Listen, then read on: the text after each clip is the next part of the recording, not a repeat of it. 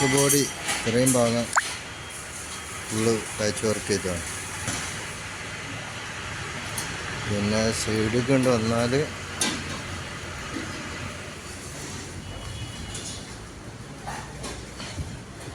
എന്താ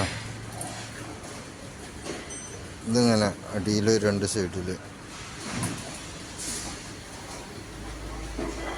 ഇവിടെ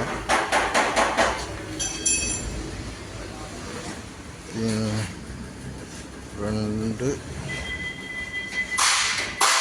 ഈ സൈഡ്